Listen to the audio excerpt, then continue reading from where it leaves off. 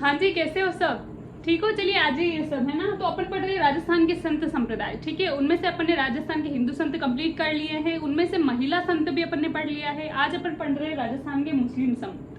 राजस्थान में भिन्न भिन्न लोग या भिन्न भिन्न धर्म या भिन्न भिन्न जाति के लोग निवास करते हैं, तो उनके आधार पर अपन पढ़ रहे हैं। तो हिंदू संप्रदाय तो अपन ने पढ़ लिया, हिंदू संत संप्रदाय के संत। अब पढ़ रहे मुस्लिम संत, इसके बाद में जैन संत भी पढ़ेंगे, और भी कई जातियों से संबंधित या कई धर्मों से संबंधित पढ़ेंगे, ठीक है। हाँ, राजस्थान में क्यों पढ़ रहे हैं, मैंने आपको क्या बताया था। दो चीजें होती है, एक तो होती है जन्मस्थली, एक होती है कर्मस्थली, ठीक है। वो संत जिनकी जन्मस्थली भी राजस्थान रही है और कर्मस्थली भी राजस्थान रही है, तो उनको भी पढ़ना है। वो संत जिनकी जन्मस्थली राजस्थान रही है लेकिन कर्मस्थली नहीं, लेकिन फिर उनको भी अपन राजस्थान में पढ़ेंगे, क्योंकि वो राजस्थान से संबंधित है ना। और उन्होंने विशेष ख्याति प्राप्त करी है, और जिससे कि क्या राजस्थान का नाम रोशन हुआ है ना, चाहे बाहर भी गए हैं तो। और ऐसे संत जिनकी जन्मस्थली तो बाहर रही है, मतलब कि देश में हो विदेश में हो, लेकिन उनकी कर्मस्थली राजस्थान में रही है, ठीक है, तो उनको अपन इंक्लूड कर लेते हैं इसमें, ठीक है। तो चलिए पढ़ते हैं राजस्थान के जो मुस्लिम संत है वो शुरू कर रहे हैं। सबसे पहले है सैयद फखरुद्दीन। सैयद फखरुद्दीन की जो मुख्य केंद्र है या फिर दरगाह है अपन बोल सकते हैं, वो कहाँ पर है, गलियाकोट। और गलियाकोट कहाँ पड़ता है, डूंगरपुर में। गलियाकोट कहाँ पर पड़ता है, डूंगरपुर में। याद करिए वो दिन, ठीक है, जब मैंने आपको अपन पढ़ रहे थे मंदिर, है ना, तब नाथ द्वारा का नाम आया था, है ना। और जब अपन त्योहार पढ़ रहे थे तब भी मैंने बताया था एक शिवाड़ नाम आया था, है ना। तो मैंने बोला था कि शिवाड़ कहाँ पड़ता है, सवाई माधोपुर, घुश्मेश्वर महादेव का मंदिर है ना। तब मैंने आपको एक चीज बताई थी कि सरवाड़ पड़ता है अजमेर में, वहां पर ख्वाजा फखरुद्दीन चिश्ती की दरगाह है। लेकिन ध्यान रखना, ख्वाजा फखरुद्दीन चिश्ती अलग है, जो कि ख्वाजा मोइनुद्दीन चिश्ती के ज्येष्ठ पुत्र थे, ठीक है।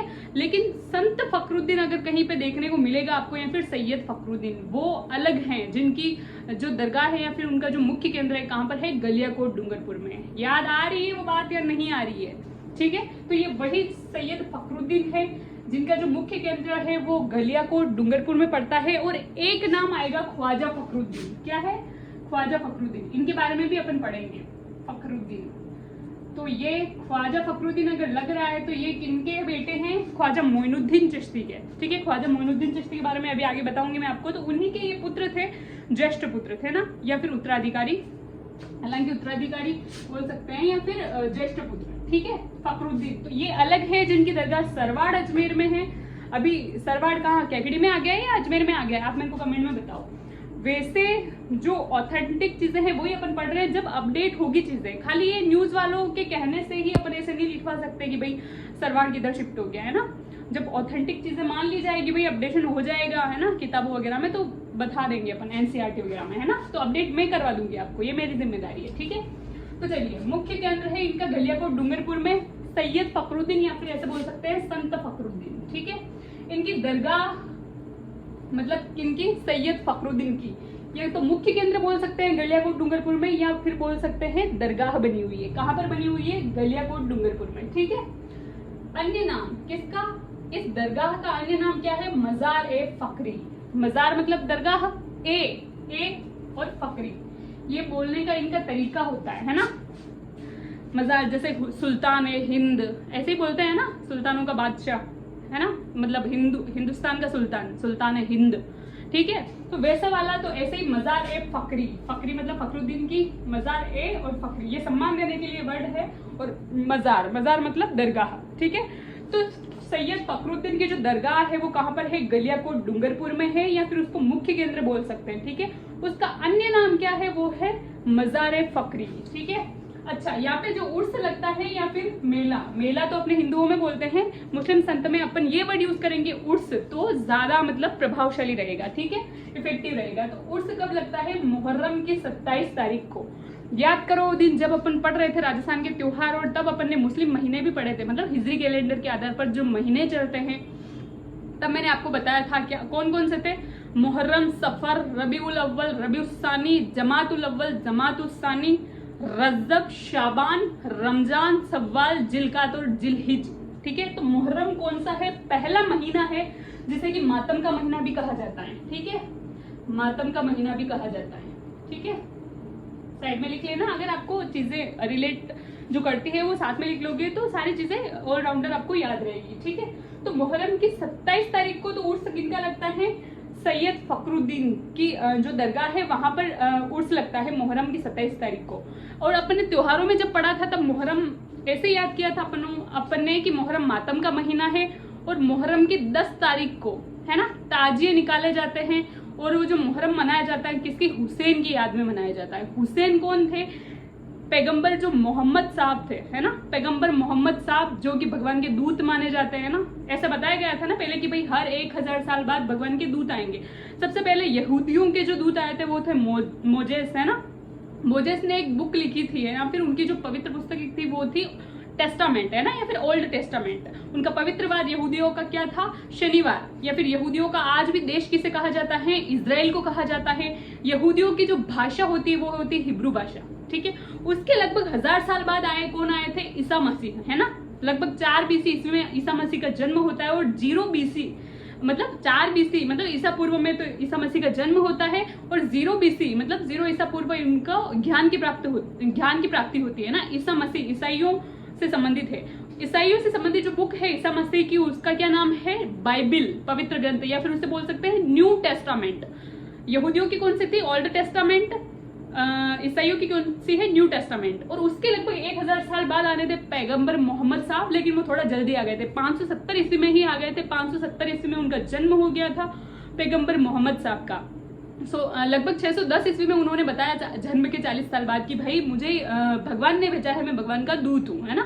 ऐसे बताया जाता है वो हीरा नाम की गुफा में एकांत में थे, तब कोई भगवान मतलब फरिश्ता आता है जिसका नाम है जिब्राइल, गैब्रियल भी कहते हैं अपन, बोलते हैं ना चंद्रमा में किसकी छाया दिखती है, वो गैब्रियल का पंख है ना, तो जिब्राइल वो फरिश्ता आता है और कहता है भगवान का मतलब अल्लाह का संदेश लेके कि आप ही हो और दुनिया को बता दो कि भाई मैं अंतिम दूत हूँ भगवान का। पैगंबर मोहम्मद साहब क्या थे, भगवान के अंतिम दूत थे।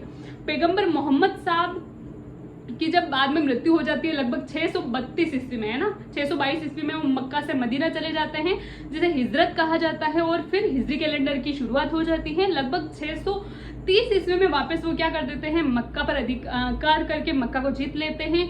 632 ईस्वी में पैगंबर मोहम्मद साहब की मृत्यु हो जाती है। उसके बाद जो फिर जो बताएं उत्तराधिकार बनाएंगे ना मुख्य, जिसे कि खलीफा कहा गया है ना मुस्लिमों में, तो इनके जो दामाद थे पैगंबर मोहम्मद साहब के वो थे कौन थे, अली। और अली के जो पुत्र थे हसन और हुसैन, 2 हुए थे। तो वही हुसैन है जिनकी याद में मुहर्रम मना रहे हैं, ठीक है। हुसैन जो है करबला के युद्ध में शहीद हो गए थे, ठीक है, लगभग अपने 72 साथियों के या फिर 73 साथियों के साथ, है ना। तो उनकी याद में मुहर्रम की 10 तारीख को एक तो ताजिए निकाले जाते हैं और मुहर्रम मनाया जाता है, ठीक है। पैगंबर मोहम्मद साहब के ये नवासे थे, मतलब बेटी का छोरा, है ना, भाई दामाद का पुत्र है तो मतलब बेटी का छोरा नवासा हो रहा है ना, तो नवासे की याद में मनाया जाता है 10 तारीख को, है ना, मुहर्रम की 10 तारीख को। और मुहर्रम की 27 तारीख को क्या मना रहे हैं अपन, उर्स लग रहा है, किनका लग रहा है, गलियाकोट डूंगरपुर में सैयद फखरुद्दीन का। तो इसका मतलब ये है कि आपको ध्यान रखना है मुस्लिमों के जो महीना है इस पहला मुहर्रम, उसमें 2 चीजें इंपॉर्टेंट है। एक तो मुहर्रम की 10 तारीख को मुहर्रम मनाया जा रहा है ना, मातम का महीना जिससे कह रहे हैं अपन, है ना। और वो किसकी याद में, हुसैन की याद में, करबला इराक के युद्ध में शहीद हो गए थे, है ना। और लगभग 72-73 साथियों के साथ तो ताजिए की सवारी निकाली जाती है। और उसी मुहर्रम महीने की 27 तारीख को उर्स लगता है, कहाँ पर, गलियाकोट डूंगरपुर में। किसकी याद में, मतलब किन के लिए लगता है, किसको समर्पित है ये उर्स, तो किसको समर्पित है, सैयद फखरुद्दीन को। सैयद फखरुद्दीन अलग है, ख्वाजा फखरुद्दीन अलग है, ध्यान रखना, ठीक है। मैं हर एक चीज क्लियर करके चल रही हूँ आपको, ठीक है। अच्छा, यह दाऊदी बोहरा संप्रदाय का मुख्य स्थान है। कौन सा, गलियाकोट डूंगरपुर जो है ये दाऊदी बोहरा समाज का मुख्य जो संप्रदाय है उसका मुख्य स्थान है। दाऊदी बोहरा संप्रदाय जो है ये अभी वर्तमान में तो मुस्लिम ही है, लेकिन वो मुस्लिम जो हिंदू से परिवर्तित होकर मुस्लिम बने हैं, ठीक है, उसमें ये भी शामिल है। भाई बीच में धर्म परिवर्तन करवाया गया था ना, इन्होंने तो भाई अपनी इच्छा से परिवर्तन किया था, ऐसे मान सकते हैं ना। तो जो हिंदू से मुस्लिम बने हैं वही है ये दाऊदी बोहरा समाज। पहले हिंदू धर्म था, बाद में मुस्लिम धर्म अपना लिया इन्होंने, ठीक है। दाऊदी बोहरा संप्रदाय, अगर नाम सुनते ही आपको इमेज बननी चाहिए कि पैसे वाला संप्रदाय, है ना, सर्वाधिक पैसे वाला संप्रदाय होता है। जैसे कि अपने इधर होते हैं सिंधी लोग, है ना, सिंधी लोग अगर कहीं किसी के नाम के पीछे जो लग रहा है उनका नाम, है ना, सरनेम की भाई सिंधी है, तो समझ लो कि भाई ये पैसे वाला है ना, दिमाग है भाई। सिंधियों में दिमाग कहाँ से आया, जब शुरुआत में जब अरबी आक्रमण हुए थे, तुर्कों ने आक्रमण किए थे, है ना, तो पहले कौन सा, सिंध प्रांत पे ही किया था ना उन्होंने आक्रमण, सिंध प्रांत पे, ठीक है। तो अरबी मतलब इस्लाम धर्म का प्रचार प्रसार किया था उन्होंने, है ना, लगभग 712 ईस्वी में, है ना। युद्ध भी हुए थे, रावर के युद्ध वगैरह। तब अरबियों में दिमाग ही अलग था बिल्कुल, है ना। दिमाग मतलब यूं है कि ठीक है, एक बार हार गए किसी काम में तो दोबारा करनी है, चीजें जीत हासिल करके रहनी है, तो बहुत दिमाग था। तो वो दिमाग क्या, पहले सिंध प्रांत पे अगर उन्होंने आक्रमण किया है तो भाई वो उनका जो दिमाग आएगा, संस्कृति आएगी, उनके विचार आएंगे, सारी चीजें आएगी ना, अगर वो आक्रमण करेंगे और वहां पर रहेंगे तो इसलिए उनका दिमाग पहले किस में आया, सिंधियों में। इसलिए जो बाकी लोग हैं ना देश के, उनसे ज्यादा जो विकसित हैं या डेवलप्ड हैं, जो मेंटली थिंक थॉट्स के आधार पर जो आगे हैं या फिर पैसों के मामले में, वो कौन है, सिंधी, ठीक है। तो अपन क्या बात कर रहे थे, जैसे सिंधी है पैसे वाले संप्रदाय, पैसे वाला, वैसे ही दाऊदी बोहरा संप्रदाय पैसे वाला संप्रदाय है, जो कि हिंदू था पहले और बाद में मुस्लिम धर्म परिवर्तन किया था इन्होंने। अच्छा, ये इतने पैसे वाले थे कि आपको हैरानी होगी सुन के, मैं आपको बोल दूं कि जो अकबर और जैसे ये औरंगजेब हुए थे बाद में, है ना, मुगल बादशाह, ये भी इनसे पैसे लेते थे कि अरे सरकार थोड़ा काम में, बोले कैसे, कि थोड़े पैसे चाहिए, ये वाला विकास करवाना है या ये चीज करनी है राज्य में, है ना। आप सोच लो कितने पैसे वाले होंगे, है ना। तो दाऊदी बोहरा संप्रदाय का जो मुख्य स्थान है वो कहाँ पर है, गलियाकोट डूंगरपुर में। गलियाकोट डूंगरपुर में है क्या, सैयद फखरुद्दीन या फिर संत फखरुद्दीन की दरगाह है, जिसे मजार फकरी भी कहा जाता है, ठीक है। चलिए, सैयद फखरुद्दीन कंप्लीट हो गए। इसके बाद में है मोइनुद्दीन चिश्ती, या फिर पूरा नाम लिखे तो ख्वाजा मोइनुद्दीन चिश्ती, ख्वाजा मोइनुद्दीन चिश्ती, ठीक है। इनका एक सबसे पहले अन्य नाम लिख लीजिए, अन्य नाम है इनका गरीब नवाज, साइड में लिख लेना। और किस नाम से जाना जाता है, गरीब नवाज, गरीब नवाज, ज के नीचे नुक्ता लगाना है, ठीक है। गरीब नवाज किन्हें कहा जाता है, ख्वाजा मोइनुद्दीन चिश्ती को। इनके बारे में पढ़ते हैं तो जन्म होता है इनका संजर, ईरान में, ठीक। मैंने आपको अभी बताया कि भाई अभी आप सोचोगे ये संजर ईरान तो भाई विदेशों में अपने को कुछ लेना देना ही नहीं है, फिर क्यों पढ़ रहे। तो एक तो सबको ही पता है आपको कि ख्वाजा मोइनुद्दीन चिश्ती की जो दरगाह है वो अजमेर में है ना, प्रसिद्ध है ही, सबको पता है ये तो। और दूसरी चीज है कि जन्म इनका संजर ईरान में हो रहा है, लेकिन इनकी जो कर्म स्थली रही थी बाद में वो कहाँ रही थी, कहाँ पर रही थी, राजस्थान में, इसलिए, ठीक है। तो संजर ईरान में इनका जन्म होता है। ईरान पड़ता है लगभग यूएई देशों के पास, जैसे दुबई, आबू धाबी वगैरह है ना, इधर इराक पड़ जाता है ना, फिर बाद में सीरिया पड़ जाता है, तो ईरान, तो संजर कस्बा पड़ता है ईरान का। वहां पर किनका जन्म होता है, ख्वाजा मोइनुद्दीन चिश्ती का जन्म होता है। मोहम्मद गोरी के आक्रमण के दौरान ये भारत आए थे। मोहम्मद गोरी कहाँ का शासक था, अफगान शासक था। कौन था, मोहम्मद गोरी। तो उस मोहम्मद गोरी ने आक्रमण किया था भारत पर, तो उनके साथ ही आ गए थे, ठीक है। अच्छा, इनके साथ ही आए थे ये, इसका मतलब क्या समझ रहे हो आप यहाँ पे कि मोहम्मद गोरी आक्रमण करने आ रहा है। एक मिनट में चेक कर लेती हूँ वीडियो, ठीक है। मोहम्मद गोरी आक्रमण करने आ रहा है और उसके साथ ख्वाजा मोइनुद्दीन चिश्ती आ रहे हैं। इसका मतलब क्या समझ सकते हैं कि भाई मुस्लिम धर्म या फिर इस्लाम धर्म जो है उसका प्रचार प्रसार करने आए। संत थे ये, युद्ध तो करेंगे नहीं, इनका क्या काम था, धर्म का प्रचार प्रसार। तो इस्लाम का जो प्रचार प्रसार करने आए थे वो आए थे ख्वाजा मोइनुद्दीन चिश्ती। किसके साथ आए थे, मोहम्मद गोरी के साथ। मोहम्मद गोरी अफगान का शासक है। अच्छा, अभी ध्यान रखना, ये महमूद गजनवी अलग है, मोहम्मद गोरी अलग है, दोनों में ग है, तो इसका मतलब ये नहीं कि गजनवी और गोरी। ऐसे बहुत बार मैंने देखा है लोग मिक्स कर देते हैं इनको। महमूद गजनवी अलग है। महमूद गजनवी को अपन ऐसा समझ सकते हैं वही जिसने क्या 17 बार आक्रमण किया था भारत पे, कुल, है ना, 17 बार लगभग, जैसे 1000 ईस्वी में, उसके बाद 1004 ईस्वी में, 1008 ईस्वी में, बहुत सारे 17 बार आक्रमण उसने किए थे, ठीक है। महमूद गजनवी वही है जो कि किसका पुत्र था, सुक्तिद्दीन ऐसा कुछ है नाम, जो कि जिसने पहला तुर्क था जिसने कि भारत पर आक्रमण किया था, ठीक है। कौन था वो पहला तुर्क जिसने भारत पर आक्रमण किया था, वो था महमूद गजनवी का पिता, है ना। महमूद गजनवी ने भी भारत पर आक्रमण किया था, तो ऐसे बोल सकते हैं महमूद गजनवी जो था वो भी तुर्क ही था, तुर्क था, क्या था, तुर्क। तो महमूद गजनवी ने भारत पर आक्रमण किया लगभग 17 बार, और महमूद गजनवी को उपाधियां भी दी गई है लगभग सुल्तान। तो ऐसे बोल सकते हैं जो सुल्तान की जो उपाधि दी गई है, जो सबसे पहले कौन से मुस्लिम शासक को प्राप्त हुई थी, वो हुई थी महमूद गजनवी को, सुल्तान, ठीक है। और इसको एक भी महमूद गजनवी को बूत शिकन, बुत शिकन की उपाधि भी दी गई थी। बुत शिकन मतलब, बुत का मतलब क्या होता है मूर्ति, और शिकन मतलब क्या है तोड़ना, तो मूर्तियों को तोड़ने वाला, ठीक है। वैसे मैंने आपको पहले बताया था कि ये मुस्लिम आक्रांता जब आए थे तो इन्होंने क्या मूर्तियां तोड़वाई थी, है ना, बताया था ना जब मंदिर मैंने पढ़ाए थे आपको कि मंदिर बचाए थे, है ना। 2 लोग उधर मथुरा या फिर वृंदावन से मूर्तियां भी लेके आए थे, राज सिंह, महाराणा राज सिंह ने उनको शरण दी थी, है ना। सारी चीजें पढ़ी है। तो भाई क्यों, उनका जो मेन मकसद था वो मूर्ति तोड़ना था, है ना, मूर्तियों को तोड़ना, क्योंकि मुस्लिम जो संप्रदाय है उनमें मूर्ति पूजा नहीं होती है, ठीक है, मूर्ति पूजा के विरोधक होते हैं वो। तो उनका क्या था कि मुस्लिम धर्म का प्रचार प्रसार करना है तथा मूर्तियां तुड़वानी है इनके, ठीक है। अच्छा, आ जाइए इधर, बहुत आगे चले गए अपन, है ना। मोहम्मद जो थे, मतलब मोहम्मद गोरी अफगान का शासक था, तो आक्रमण के दौरान ये भारत आए थे, ठीक है। महमूद गजनवी अलग है, गोरी अलग है, बता दिया मैंने आपको, ठीक है। मुख्य केंद्र जो था वो अजमेर।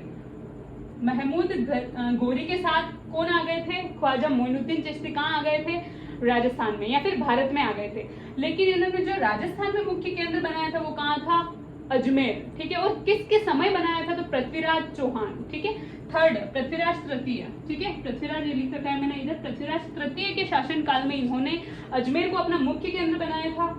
अजमेर में मेला लगता है, ठीक है, कब लगता है, रजब की 1 तारीख से 6 तारीख तक। रजब महीना दोबारा याद करो, मुहर्रम, सफर, रबीउल अव्वल, रबीउल सानी, जमातुल अव्वल, जमातुल सानी और रजब, मतलब कि 7वां महीना।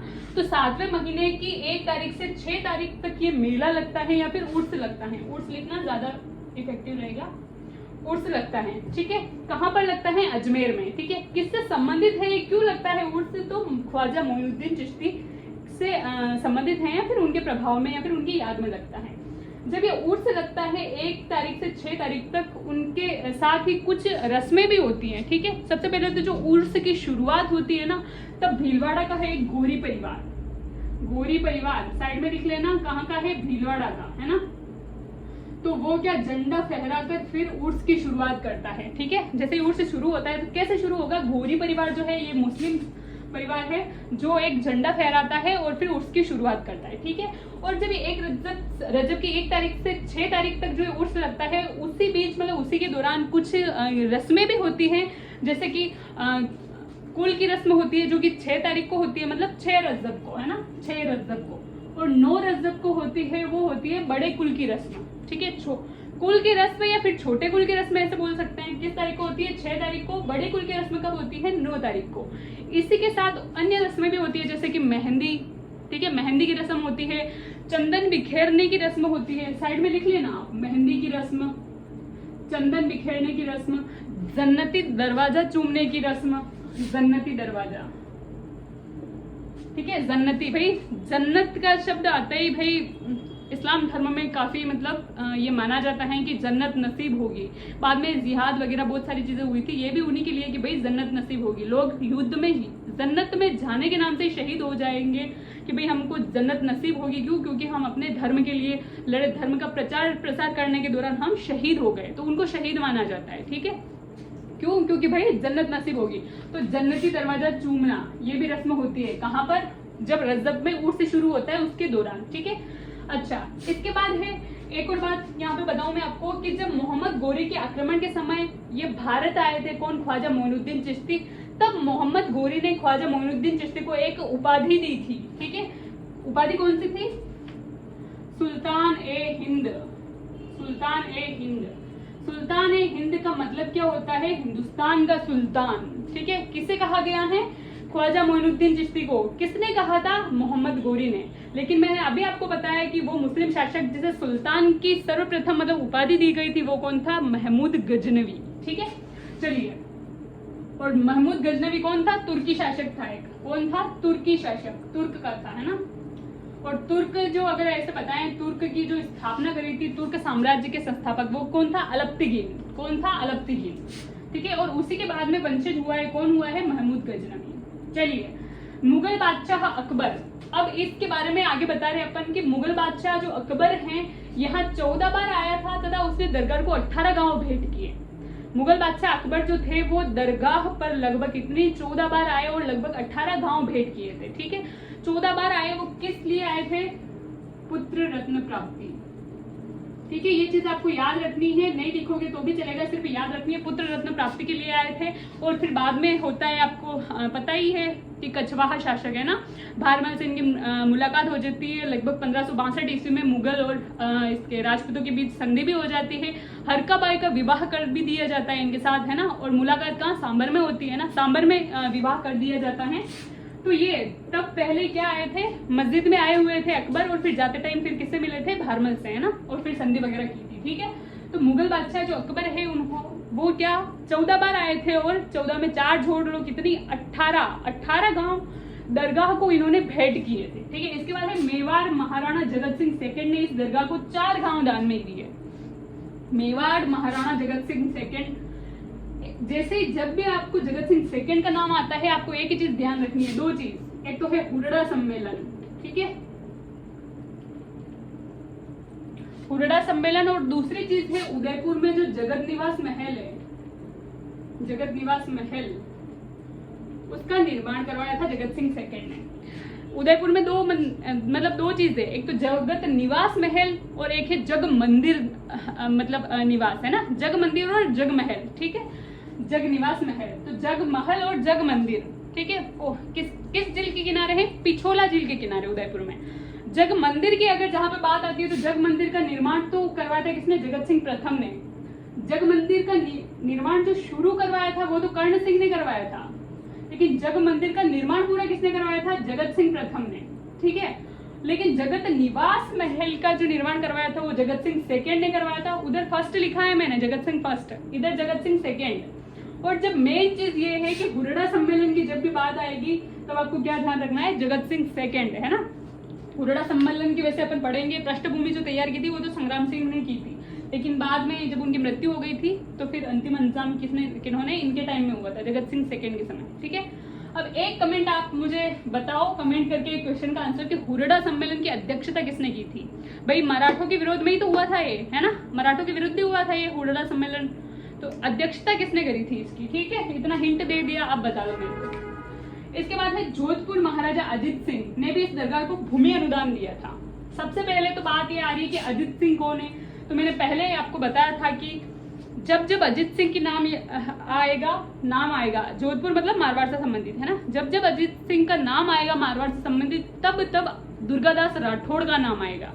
दुर्गादास राठौड़ जो वही हैं जो कि क्या अपने जीवन के लगभग 30 वर्ष बर्बाद कर देते हैं, या फिर 30 वर्ष खर्च कर देते हैं किसके लिए, महाराजा अजित सिंह के लिए, महाराजा अजित सिंह को राजा बनाने के लिए, है ना। ठीक है, गोराधाय बताया ना मैंने आपको चीज, पीछे एक कोई टॉपिक आया था, दुर्गादास राठौड़ का भी नाम आया था, मैंने गोराधाय का नाम भी बताया था आपको, है ना। पन्नाधाय का जो बलिदान है वही गोराधाय का बलिदान है मारवाड़ में। ठीक है, 200, है ना, मारवाड़ का राज्य गीत कौन सा है, 200 या फिर दूसरा, जिसमें गोराधाय से संबंधित वर्णन किया गया है। ठीक है, अच्छा, तो महाराजा जो अजित सिंह है, जब जब अजित सिंह का नाम आएगा, दुर्गादास राठौड़ का नाम आएगा, लगभग 30 वर्ष लग गए थे दुर्गादास राठौड़ ने संघर्ष करके फिर अजित सिंह को राजा बनाया था, है ना। मैंने बोला था आपको कि भाई ऐसे ये सतर्क रहते थे कि घोड़े पे बैठकर भाले से रोटियां सेकते थे दुर्गादास राठौड़, कि भाई कहीं से हमला नहीं कर दे कोई और अजित सिंह को मार नहीं डाले। ठीक है, तो इतने सतर्क रहते थे लगभग 30 सालों तक, लेकिन हुआ यूं कि भाग्य की रेखा कहाँ ले गई दुर्गादास राठौड़ को, महाराजा अजित सिंह को कहा जाता है कान का कच्चा राजा।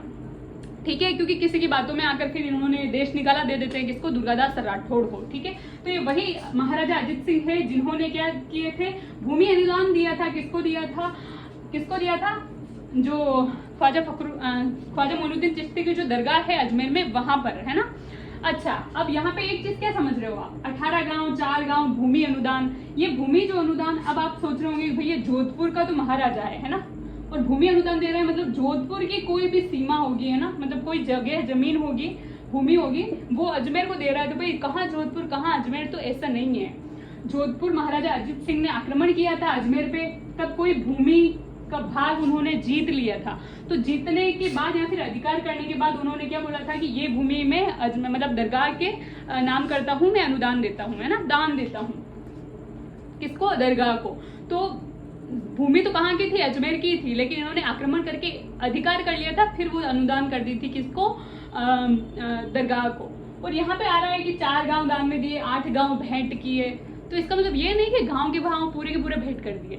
इसका मतलब ये होता है कि लगभग 18 गांव से या फिर लगभग 4 गांव से जो टैक्स कलेक्शन होता था, कलेक्शन टैक्स है ना, कर बोलते जिसे अपन, जो टैक्स कलेक्शन होता था, वो जो कलेक्शन आएगा टैक्स का, वो उसका जो पैसा आएगा वो दरगाह को जाएगा। दरगाह में जितने भी निर्माण करवाने हैं, विकास करवाना है, वो उसमें काम आएगा। ठीक है, ये चीज ध्यान रखनी है आपको। अच्छा, जो इनके गुरु थे ख्वाजा मोइनुद्दीन चिश्ती के गुरु चल रहा है, गुरु जो थे वो थे ख्वाजा उस्मान हारूनी। ठीक है, आपको ध्यान रखनी है, क्या रखना है, ख्वाजा उस्मान हारूनी क्या थे, इनके गुरु थे।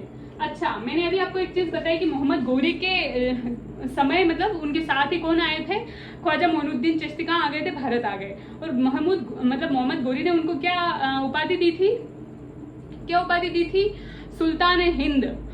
सुल्तान हिंद तो उपाधि किसके, ख्वाजा मोइनुद्दीन चिश्ती की, लेकिन बाद में आप पढ़ोगे सुल्तान तारिकीन। ठीक है, सुल्तान तारिकीन, सुल्तान तारिकीन।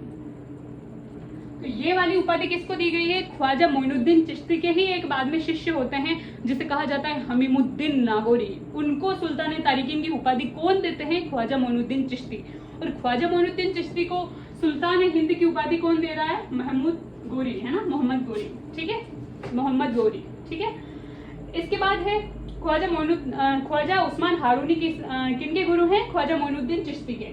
पृथ्वीराज थर्ड के शासनकाल में इन्होंने अजमेर को मुख्य केंद्र बना दिया था, ये अपन पढ़ चुके हैं। अच्छा, इल्तुतमिश ने अजमेर दरगाह का निर्माण शुरू करवाया था। अजमेर दरगाह का मतलब ख्वाजा मोइनुद्दीन चिश्ती की लगभग मृत्यु के बाद जो यहाँ पर दरगाह का निर्माण शुरू करवाया था, किसने करवाया था, इल्तुतमिश ने। इल्तुतमिश दिल्ली का सुल्तान है, साइड में लिख लेना यहाँ पे, दिल्ली का सुल्तान है। और बाद में गयासुद्दीन खिलजी जो कि मालवा का है।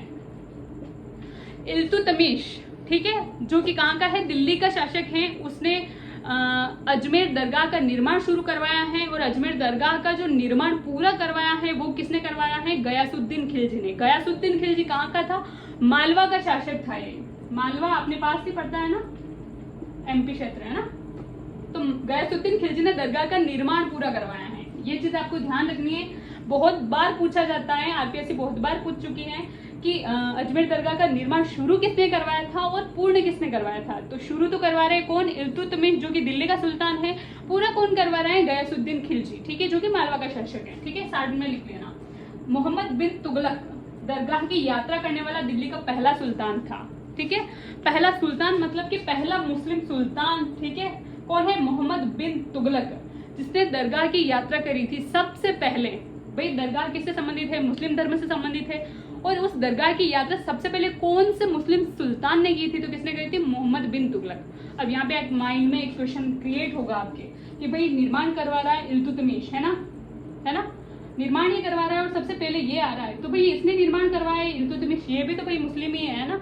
तो इन्होंने, ये भी तो आए होंगे पहले दरगाह में, है ना, ये कैसे आ सकते हैं। तो ऐसा नहीं है, इन्होंने निर्माण शुरू करवाया था, मतलब कि इनके सेनापति वगैरह को बोलकर, और सैनिक जो थे और बहुत सारे मजदूर लोग वो करवा रहे थे निर्माण। लेकिन ये बाद में आए थे और सबसे पहले कौन आ गए थे दरगाह की यात्रा करने, कौन आ गए थे, मोहम्मद बिन तुगलक। ठीक है, तो इसलिए पहला जो दरगाह की यात्रा करने वाला सुल्तान माना जाता है वो माना जाता है मोहम्मद बिन तुगलक। ठीक है, उसके बाद है बीबी हाफिज जमाल। इसके पहले मैं आपको बता दूं, सब पहला कौन सा मराठा राजा है जिसने दरगाह पर गिफ्ट भिजवाए थे या फिर उपहार भिजवाए थे, वो है साहू जी।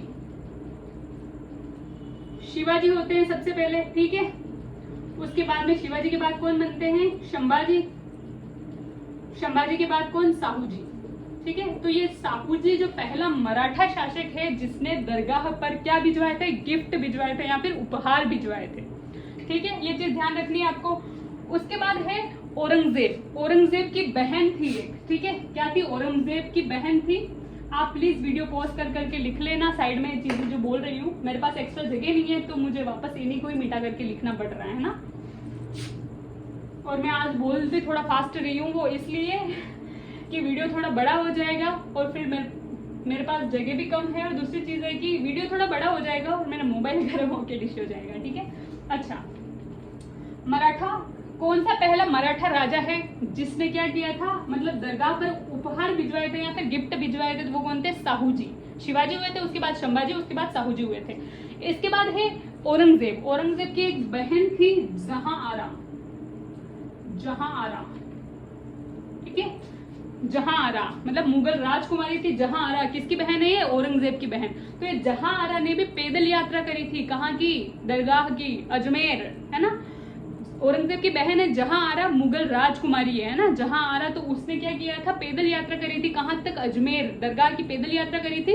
और ख्वाजा मोइनुद्दीन चिश्ती की जीवनी लिखी थी, किसने, जहां आरा ने। जहां आरा ने ख्वाजा मोइनुद्दीन चिश्ती की जीवनी लिखी थी। और जीवनी को क्या कहा जाता है, ये आपको नाम लिखना है कहीं पे भी, क्या नाम कहा जाता है, कहाँ लिखूं, यहाँ लिख लेती हूँ। क्या कहा जाता है, मुनीस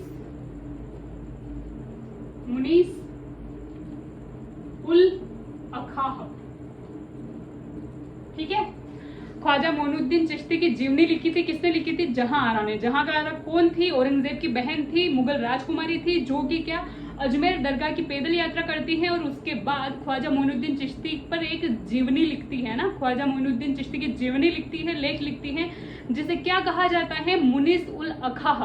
क्वेश्चन है यहाँ पर, क्वेश्चन बैठ रहा है, बहुत मोस्ट इंपोर्टेंट है कि ख्वाजा मोइनुद्दीन चिश्ती की जीवनी किसने लिखी थी, जहां आरा ने। क्या कहा गया था, मुनीस उल अखाह। कभी पूछ लिया जाए मुनीस उल अखाह क्या है, तो जहां आरा मतलब मुगल राजकुमारी जहां आरा द्वारा जीवनी लिखी गई थी, किस पर, मतलब किसकी जीवनी थी, ख्वाजा मोइनुद्दीन चिश्ती की। उसके बाद में है बीबी हाफिज जमाल, ठीक है।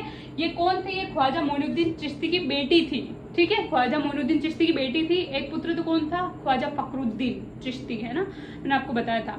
और इनकी जो बेटी हुई थी वो कौन थी, बीबी हाफिज जमाल, ठीक है। इनकी भी मजार या फिर दरगाह कहाँ बनी हुई है, अजमेर में बनी हुई है, किनकी, इनकी बेटी की, बीबी हाफिज जमाल की। अच्छा, सबसे पहले आपको एक और चीज ध्यान रखनी है, मोइनुद्दीन चिश्ती जो है, ख्वाजा मोइनुद्दीन चिश्ती कौन से सिलसिले से संबंधित है, चिश्ती सिलसिला है इनका, ठीक है। नाम के पीछे ही लग रहा है, लेकिन फिर भी कहीं कहीं पूछ लिया जाता है कभी कभार, तो चिश्ती सिलसिला है, ठीक है।